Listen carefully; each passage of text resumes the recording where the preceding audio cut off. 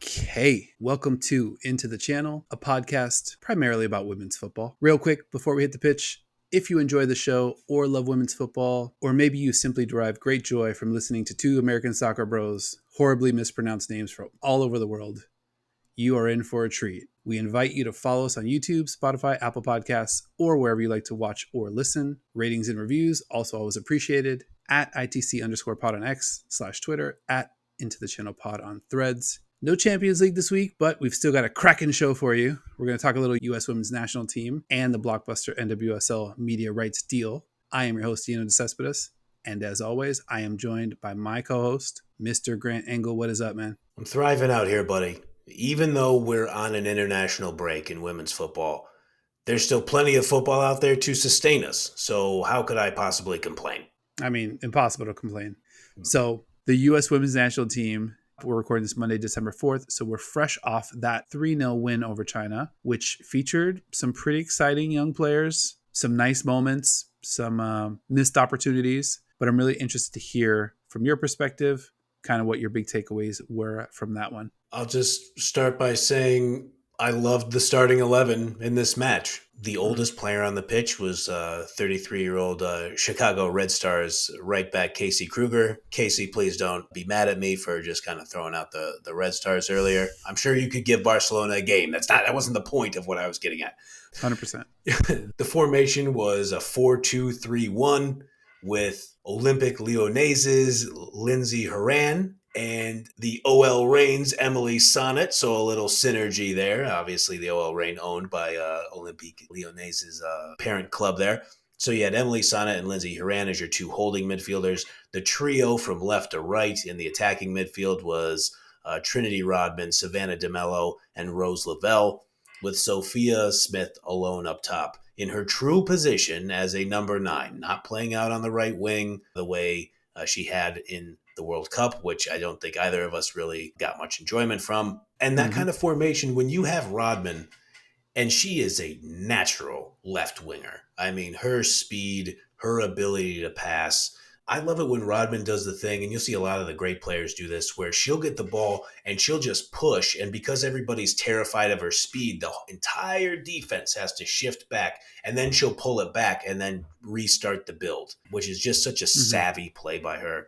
But in this case, she was able to just hit an absolutely perfect ball within 6 minutes to open up the scoring. We talked a lot in the last episode about Sam Kerr's kind of center forward number 9 scoring touch on those kind of crosses. And you saw it from Sophia Smith on that play to get the scoring started early. Yeah, and I think one thing that stuck out to me was Sophia Smith's comments at halftime. I'm going to paraphrase here, but she did mention the team having to be more patient, which I kind of didn't really agree with. I mean, I kind of felt like maybe she could have been more patient on some of her chances when, she had to take somebody on or something, but I kind of liked the grab it and go nature of the first goal. Yeah. And I kind of want to see more of that. Now I think our advantage is more in how direct we can be, how pinpoint our passes can be, whether it's like Rodman, Jaden Shaw. She had like some unbelievable, unbelievable service, into the area a few times. Lindsay Horan from the middle. So I would just kind of love to see them be a little less patient and a little bit more like, hey, we've got something here. Like, let's fucking gun it and see what happens. Yeah, I think Julie Foudy referenced it on the call, which, by the way, it's just nice to hear Julie Foudy announce USWNT games again. Missed her during the World Cup. She's one of the GOATs in the game. Obviously a legendary player as well. But she had mentioned that, like, this U.S. team, Emma Hayes is going to come in. They're going to try to play a little more possession. And then she basically just rattled off a couple things where I was like, okay, so they're going to play I'm a dominant European side style of football, which I totally understand. But I agree with you, though. I think about it. It's one of my favorite terms that I've ever heard. I think Jurgen Klopp coined it like 4 years ago when he said Liverpool plays heavy metal football. That just like, we're fucking running at you. We got better athletes than you. For Liverpool, Klopp talked about it, obviously, as Mo Salah up top. Trinity Rodman is that caliber of athlete. So you should play fast around a player like that. And so I'm totally with you. I think, we talked about the rest of the world has caught up to the United States in a lot of ways we still have some fucking supreme athletes out there. So we ought to Yeah. play like it. Yeah, I mean, Rodman, talking about supreme athletes, Can't hold her. she's just on another level. Hell And yeah. obviously we're playing China, so it's a little bit, it's going to Fair. stand out a little bit more. I mean, just her quickness and her straight ahead speed and her foot skills and her passing accuracy, all really off the charts. And you mentioned her intelligence at such a young age. Like, she Hell yeah. just kind of knows what to do. I mentioned Shaw. A couple other youngins got some burn in this one. Who else stuck out to you watching this match? Buddy, we should talk about Jaden Shaw. I mean, she fucking jumps off the screen. She looks like Yep. she's going to be a superstar. She's 19 years old. Unbelievable. Emma Hayes saw it. 22-year-old Chelsea striker Mia Fishel. She came on for Sophia Smith after halftime, and she didn't put away her chances, but she's going to, because she's fucking awesome, and she's a physical player, and she's obviously very smart too. So when they bring on Fishel, they play Fishel at the number 9, they move Shaw over to the right attacking midfield, and then you put Rose Lavelle into the middle. And like what you were talking about earlier, with the amount of players we have who can give good service to attackers like that, Rose Lavelle is absolutely near the top of the list. That is a great young core and a recipe to really just keep the ball in the opponent's final third and then put away some quick chances. Yeah, watching Fishel, I really liked kind of seeing the different points that she was attacking from. Mm-hmm. Sometimes with Sophia Smith, I feel like she has a tendency to kind of be too straight ahead, where it's like, okay, I'm just going to, run and hope that the ball is right where I need it to be and the strike comes off perfectly. But Fishel was kind of like getting some really nice touches to open up some more space, even if she was moving away from the goal or laterally away from a defender. Yeah. So I was really encouraged by that. And I just kind of think that the US for a lot of years was very like heliocentric, where it's like, all right, we have our one player we get it to, let's get it to that player, and that player is going to carry us. And I think like we saw the last like lap around the park with Alex Morgan this past World Cup, that strategy definitely did not work. So I think if we can have different types of attacking players, have some versatility in the lineup based on maybe who we're playing and like what the situation is, and trying to think ahead to like what kind of substitutions we want to have later in the match, I think this crop of young talent really opens things up and makes the US a much, much, much more scary team. I mean, I absolutely agree with you. I think the attack can be dynamic. We're in the weird time that you warned us about very presciently during the World Cup, that I'm getting uncomfortable just saying it. Alex Morgan is a legend. She's one of the greatest players in the history of the program. Yeah. We got a lot of young players and good number 9s. And if you're going to play Alex Morgan, and that means you have to push a player like Mia Fishel or Sophia Smith, I don't think you're doing yourself a service that way. I think you would be better suited. And I wonder how Emma Hayes is in a tricky spot to do this, because now you're the new manager and you come in. Are you going to tell all the legends like, okay, you're all super subs now? I think Alex Morgan being a super sub would be great. Does Alex Morgan think Alex Morgan being a super sub is going to be great? I don't know. Hard to say. I mean, I think that's one of the benefits of bringing Emma Hayes, right? Yeah. Is she doesn't have all this US baggage, right? She's not going to look at Alex. I mean, there's going to be respect there, obviously, because of the resume, but I don't know, like Ronaldo goes back to United and he's on the bench, and like he's Right. sort of like he's going matches without taking his sweatsuit off. So I think we could pump the brakes a little bit on, I mean, this last World Cup, Rapinoe, is used in a lot of different ways throughout the tournament. Sure. This is just the nature of sports. And I think bringing in, somewhat of an outsider, I think is going to kind of throw that out the window, because it's very clear that we have a lot of talent and we need to figure out a new way to unleash all of it. Yes. Even kind of in this China match, we had kind of like our OGs, and then we had like the freshmen kind of coming in. And I think what's going to happen in this next big tournament, probably the Olympics, which is coming up right around the corner this summer, 7 or 8 months away. I think we're going to see definitely like a new flavor of this US team, or that's at least my hope. I think you're probably right. And what I thought was so interesting, is why I led with saying like I love this starting 11, was that, man, did those OGs that they had on the field, they fit with those new players. Like it looked so disjointed during the World Cup. Yeah. And like the pieces did not fit where they were, but they played like a real team. And China, They're in a down portion of their cycle, but in 2015, I think we had to beat them on the way to win the World Cup. I think USA beat them in like the round of 16 or something like that. I was like running errands or whatever, and so I didn't catch the pregame.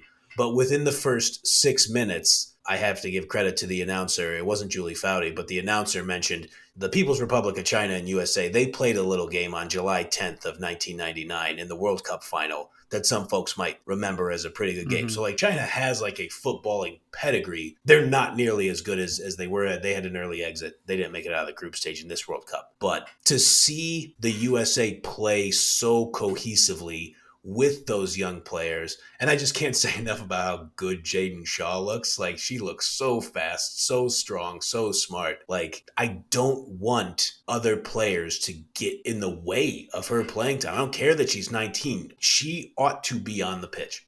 Yeah, and I think in this World Cup, I mean, we saw a lot of teenagers kind of have a coming out party, right? And I think like this just might be where the game is going. Yeah. I think you're actually going to be surprised how quickly we move away from like these like legacy, pencil in so-and-so, like that's our stalwart back there. And then you watch like a Rose Lavelle who's fucking bawling, like awesome. Lindsey Horan bawling, and it's like, yeah, that's the new level, and I think Jaden Shaw with the whole camp going into the summer, I'm dying to see what like she looks like, because if they can get the chemistry right, her physical skills are like off the charts. Like the service, she's super fast, she's quick, she's strong, she's smart, she's accurate. So you couple that with sort of our best lineups, and I'll say one last thing on the this past World Cup. It felt like when Vlatko was putting in our young players, they were lost. Yeah. All right, hop into the midfield and try to keep up, and like he was just putting them in such bad spots. And it's just such a shitty position to put a young player in. And you could kind of see that there was not this same kind of pop that we saw just in this one China match where the vibes were real good. Like, I mean, it was very, very encouraging to see. For sure, man. I'd be remiss if we talked a lot about Trinity Rodman. She scored in the 78th minute to seal the deal, hit an extremely crisp Millie Rock after she scored. Mia Fishel joined her in the celebration. I thought that was great. They looked great. And like you said about the young players being put in position in the World Cup, they didn't look ready. Everybody looked ready. And, obviously the stakes are ratcheted way down.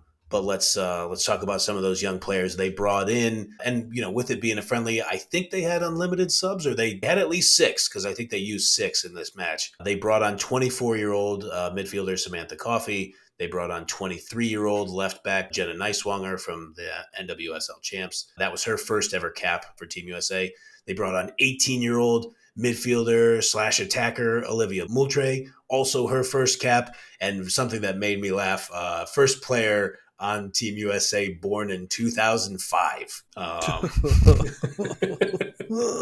So 2005, I finished high school 2004. 2005, I was enlisted in the U.S. Navy. Where were you, Dino de Cespedes, in 2005? I was probably at the very end of my Miami life, and I was just a few short months from relocating to the greatest city in the world, New York City, a place that I lived 13 years. So yeah, 2005 was my last full year in Miami. That was probably the last time I could dunk a basketball. So go figure. Nice. That's so amazing. Yeah, I'm officially old. And you're not too far behind, buddy. No, not far behind at all, buddy. Yeah, when they showed that first player born in 2005, I was like, oof, okay, sure. And I can't not mention, because I think she's one of the best players on the team it's hard to even say if she's one of the best players on the team. She's absolutely excellent. But they also brought on Midge Purse, who is not necessarily a young player at 28 years old.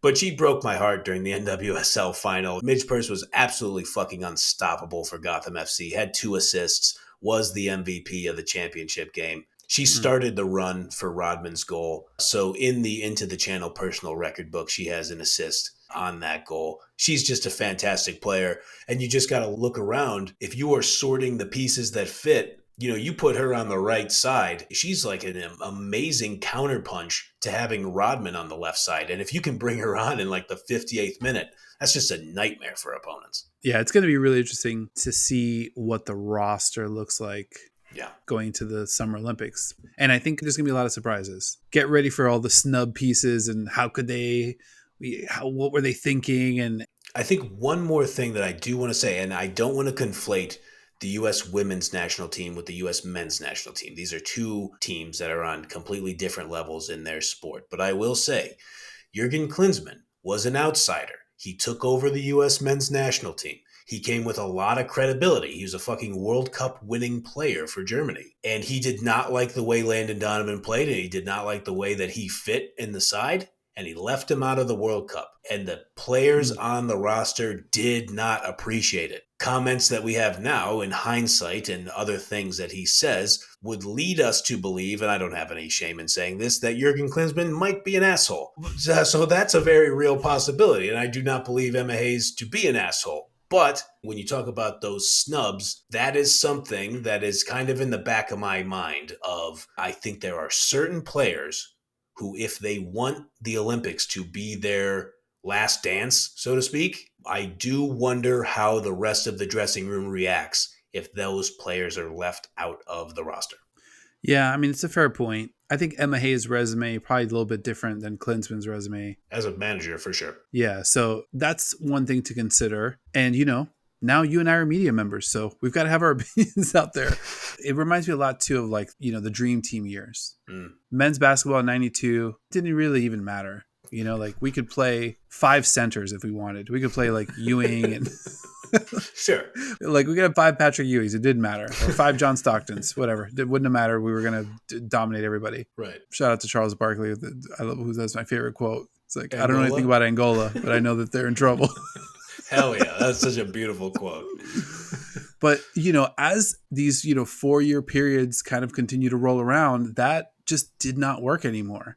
Yeah. And we would send all-star players. These are NBA all-stars to these games. And there was no cohesion. There was no chemistry. The roster was all fucked up. And these are Kobe and Tim Duncan. These are NBA champion players that couldn't win gold. Right. So this notion of, okay, this is an established legacy player, we just have to bury that altogether. And we have to not be so holy about, oh my God, can you believe Landon Donovan? It's yeah, well, I mean, whatever. That's the decision the guy made.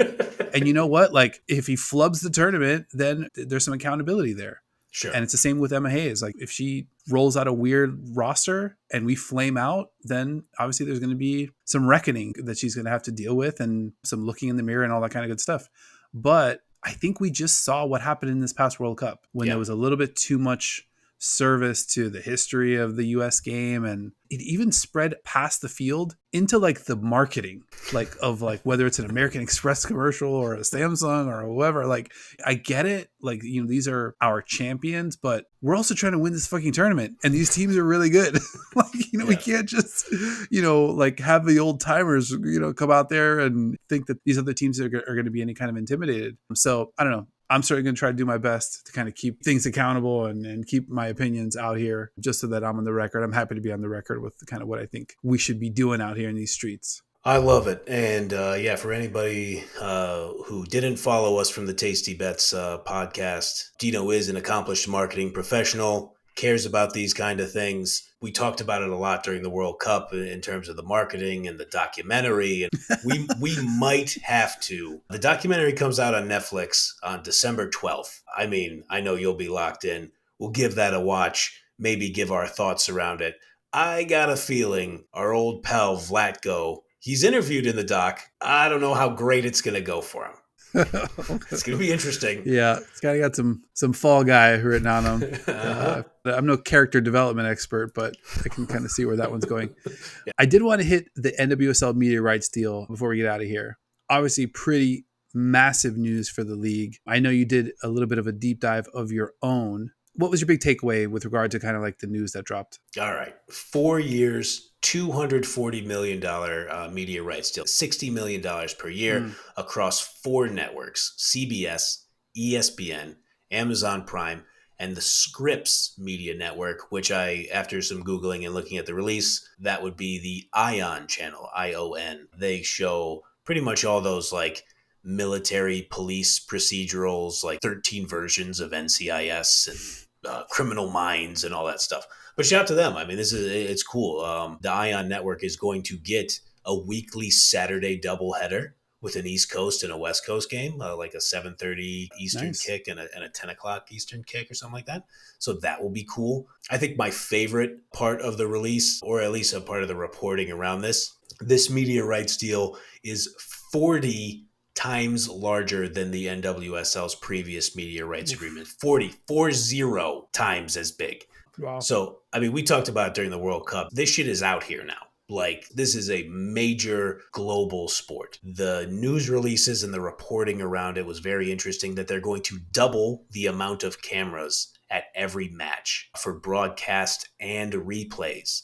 And this is very close to my heart as somebody who attends OL Reign games at Lumen Field in the International District of Seattle. And my wife and I would sit there, a great play would happen, and then there would be a stoppage in play, and we would look up at the video board, and we could feel everybody else alongside us, all the other savvy football fans look up at the video board, and then no fucking replay would show. You would hear the grumbles like, somebody show a replay. Like, why don't we get to see a replay of that? So I would hope that this new investment would be able to fix even some in-match experiences like that. I mean, this was sneaky, probably like one of the more exciting parts for me too, because I think the coverage definitely leaves a lot to be desired. Yeah. And it's not really about like litigating, fouls and all right, what was this? What was that? I just kind of want to see like these epic moments, just with more granularity and more detail. We talked about this too a little bit when we were doing our Women's World Cup coverage this past summer, that there are very stark differences between the men's game and the women's game.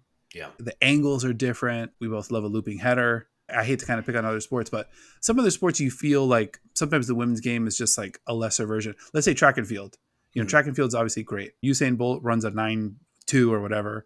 And then, the women's champion runs like a 10 flat or 10.1 or 10.2. Sure. And you're just seeing like a slower version, still pretty unbelievable and it's epic.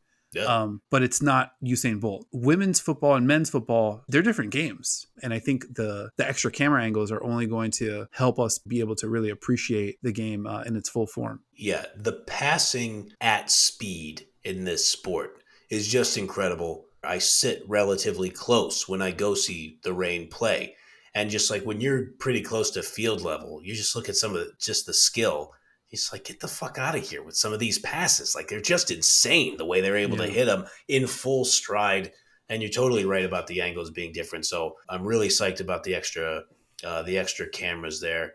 One piece of reporting that I looked at in this that obviously wasn't in the news release, but was diligently reported because we care about journalism on this podcast in Yahoo Sports by one Henry Bushnell. He noted in his report that the board of governors, the team owners, still have to vote to raise the salary minimums and maximums. And if I'm understanding it correctly, raise the salary cap in general. I tried to look around at who are the team owners, who are the board of governors. You have a lot of kind of larger investment groups. I think Angel City FC has a real famous one. I think you would know this better than me. You've been in the technology game, and this just might be me being old. Serena Williams' husband, he's the Reddit guy, right? Yeah, Alexis Ohanian. Yeah. I think he was like the dude who off the top of my head was like, oh, okay, I think that dude is super duper mega rich. But even he is part of a whole team of investors for Angel City FC. So the reason I bring that up is I would imagine that the Players Association is already looking at this.